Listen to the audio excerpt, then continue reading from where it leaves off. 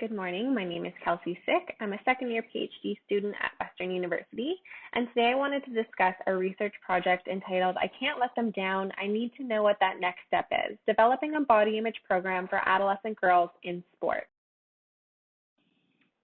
Sociocultural and sport-specific pressures around one's body are thought to contribute to significant declines in sport participation rates throughout adolescence for Canadian girls. Because these pressures have been identified as potential risk factors for athletes, targeting those are important. However, controlled prevention research in the sport environment has been limited. Additionally, we see hesitation from the sport community to be involved in eating disorder and body image research, and there's been poor cross-field communication and collaboration. As such, for there to be effective intervention, it is critical for researchers to collaborate with the sport community to ensure that programming meets the needs of the athletes and that various stakeholders are invested in the process.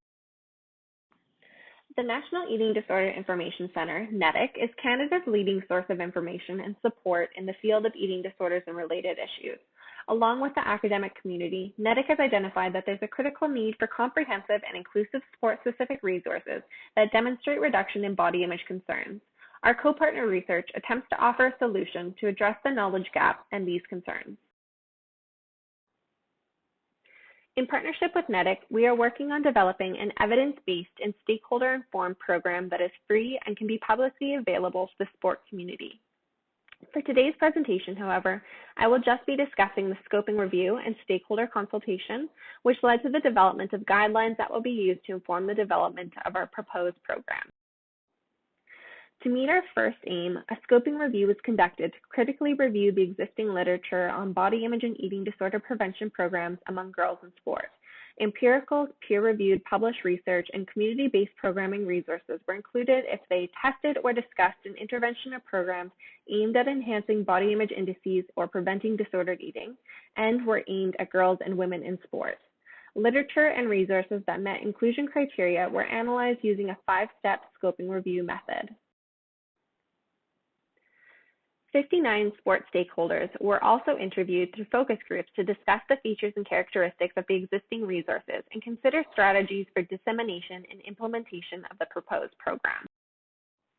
The scoping review search produced 1,236 results after duplicates were excluded. After screening and confirming eligibility, 23 studies were selected for data extraction. Just to give you a quick synopsis of our results, we found that most interventions targeted girls and women at both youth and collegiate levels of sport, with some programs offering additional workshops for parents and guardians. Program facilitators included research personnel, coaches, peers, and body image or nutritional specialists. 16 programs included a control or comparison group, and 12 programs were informed by previous program designs or sociocultural theories. Program facilitators used diverse mediums to educate the athletes on a variety of topics, including these 8 core topics that we identified here. From the focus group, stakeholders identified that the program needs to be adaptable to all sport contexts. There needs to be buildable lesson plans, and their program needs to be available on multiple teaching mediums. Additionally, the stakeholders also identified that the program needs to be coach-facilitated. But further to that, we heard that many coaches don't have training in the area of body image and eating disorders. As such, there needs to be a standardized body image training module that is required as part of the NCCP or Safe Sport training. Stakeholders identified that buy-in was also a critical barrier to the implementation and dissemination of such a program. We hear from the provincial levels that the national levels need to be championing this project to ensure that change is actually created, whereas the national levels indicated that the grassroots and community levels or even provincial levels need to be championing this project as they interact with the athletes firsthand. Lastly, stakeholders expressed concerns regarding the sensitivity and vulnerability of the topic, yet it was further reiterated that this partnership with NEDIC will create a safety net for both the coaches and the athletes and will ensure the conversations are had in a safe and responsible way. Informed by the scoping review findings and stakeholder focus groups, guidelines for the proposed program have been developed. I share with you now some key thoughts that we propose to implement for the future program. First and foremost, we need to educate our coaches.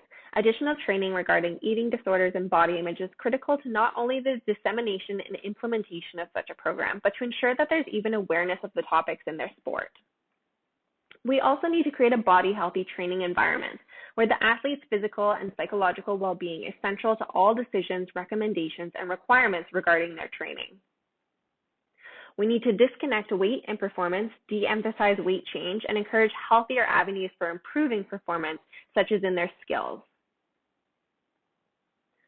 Additionally, and lastly, changing the sport culture takes time and effort, and coaches and other sport personnel might be resistant.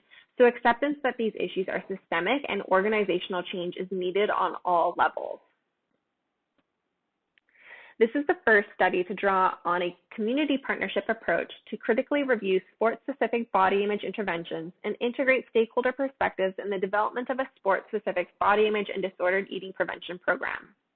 Developing equitable and successful relationships between academic and non-academic partners has proved vital to advance the exchange and dissemination of this knowledge. The development and dissemination of the proposed program and the emerging partnerships between the research team and NEDIC contribute to the development of equitable sport participation opportunities for Canadian girls at all levels of sport. Thank you for joining me in today's presentation, and I'm happy to answer any questions.